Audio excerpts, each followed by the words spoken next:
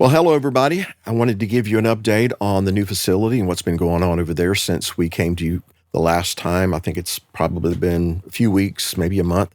And so we probably will at least do monthly updates to kind of give you an idea of what's going on, where we stand on things, even after we get into the new facility. When we first entertained thoughts of purchasing this property, even though it was move-in ready, so to speak, generally saying, we knew that there would be some things that we would have to do to update it, upgrade some things, change some things, just to accommodate how we do things. You know, from the very beginning, the live stream has been a very important component of what we do at Jacob's 10. A lot of you who are or who consider yourselves to be part of this fellowship, you do it through the live stream. A lot of the things that we're able to do is because of the support of our live stream community. So again, we knew that there would be some things that we would have to make adjustments for, have to do some upgrades, things like that.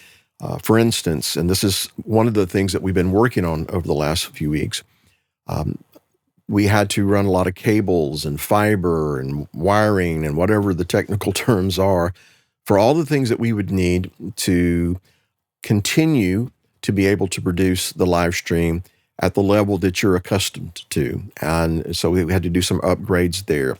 Security cameras that have to go in. From the very beginning, we've been very big on security for different reasons, you know, to protect our children, to have accountability. And so the building wasn't equipped for those kinds of things. So we're having to go in and upgrade that and update that. And so that's been going on over the last couple of weeks. Also, the staging was small compared to what we wanted to do. It was in a position that we didn't particularly care for. So we went ahead and started, we dismantled the one stage and we are building a new stage. It'll be a little bit bigger than what we've had. And, you know, we're thinking of future plans in terms of the worship team and the music team, et cetera, and things that we can do. You know, in the times past, we've had to take our bigger meetings over to a different facility that would accommodate that. So our hopes are that with these adjustments that we're making right now, we'll be able to handle much larger crowds. Well, we will be able to handle much larger crowds at some of our bigger events. So again, that's one of the reasons that we wanted to make these upgrades to the staging, to the lighting. We're working on that. We're having to purchase some more lighting just because it's a bigger facility. We're having to purchase some more AV equipment just because it's a bigger facility. And all of this is with the thought that everything we've tried to do with excellence. And we're going to continue that into the future because I think, you know, it's good that we do that. Anyway, so lighting, staging, IT, those kinds of things, and also some fresh paint for the office area before we move our staff over there in the next few weeks. So that's what's going on right now. And as it turns out, these are some of the more big ticket items that we're going to have to deal with initially.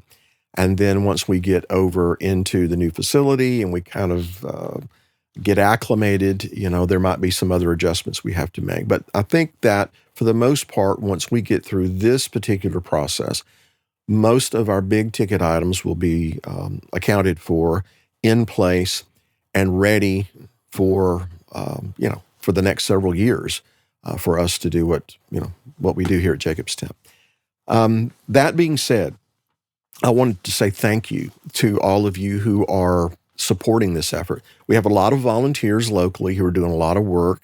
The men that came in and worked on the staging, you know, they're volunteering their time. We really appreciate that. But a lot of you who are supporting us prayerfully, can't get by without that, and also financially. Just as an example, I have one note here from Carmen, and she's in Brooklyn, New York, and she sent us a nice note and just saying she's praying for us, and she made a donation to be applied to the expenses that we'll incur with this new facility. And so there are a lot of Carmens out there, and we really appreciate all you who are giving. and supporting our effort here. Locally, it's coming in from the live stream. It's coming in. And so we're very thankful for that. Now, where do we stand right now?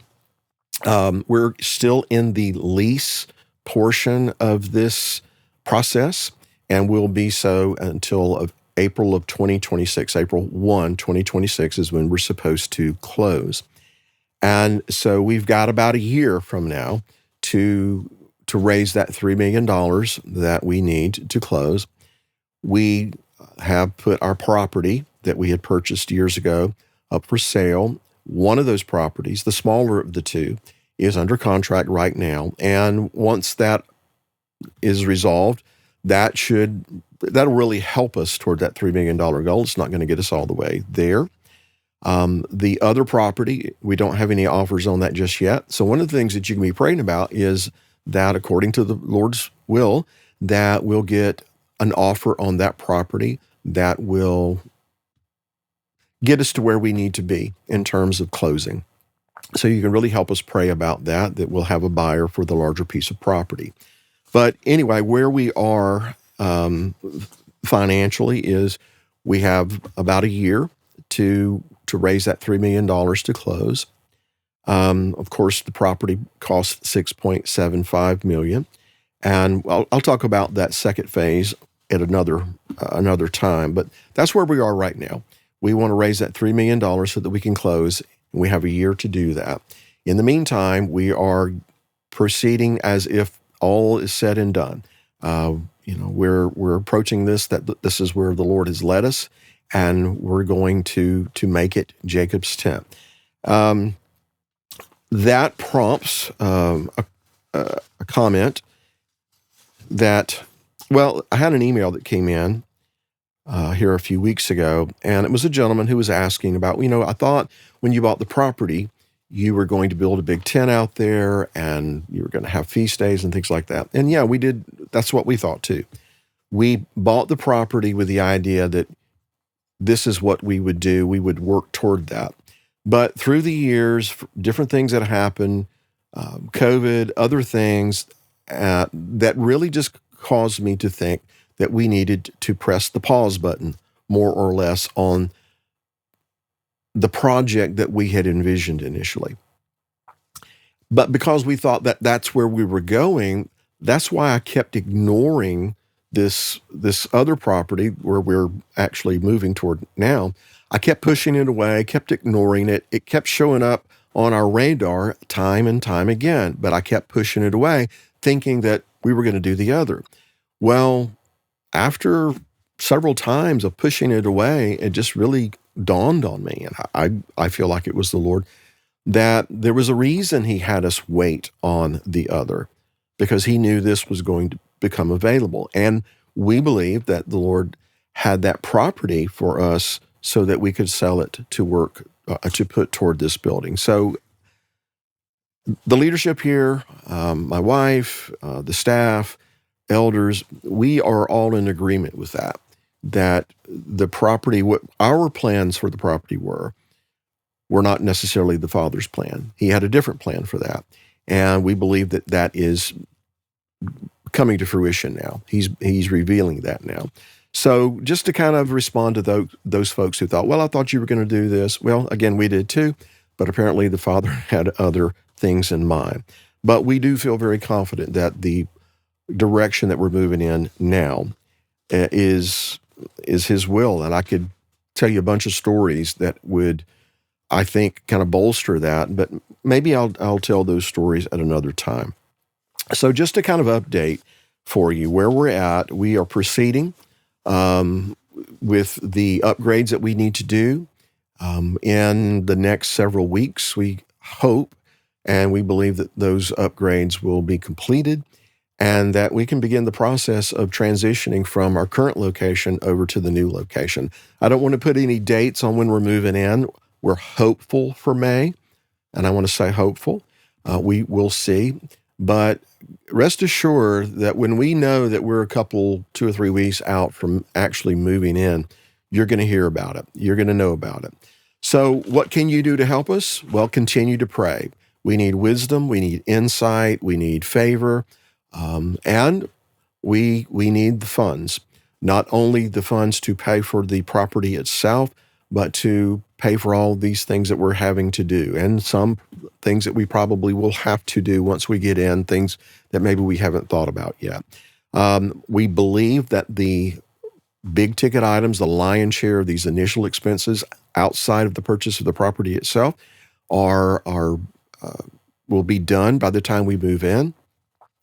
And everything that we're doing it with cash. We're not going to the bank to sign on the dotted line, to borrow a bunch of money, et cetera, et cetera. We're believing the Lord to provide everything we need as we go forward. And I will say that with every step that we've taken, when we need to take it, He is providing. And we're just believing that that is going to continue. So that being said, yes, we do need your help. We do need your support. As I said, we have about a year to raise that $3 million. We have one contract underway for one of the two properties that we have, and that's going to help us a lot. It's not going to get us all the way home. And so pray that we'll have a buyer for this other piece of property that will get us farther down the road. And just continue to ask the Lord what He would have you to do, and pray about it, what He would have you to do to help us in this endeavor. So with that, I will hush now.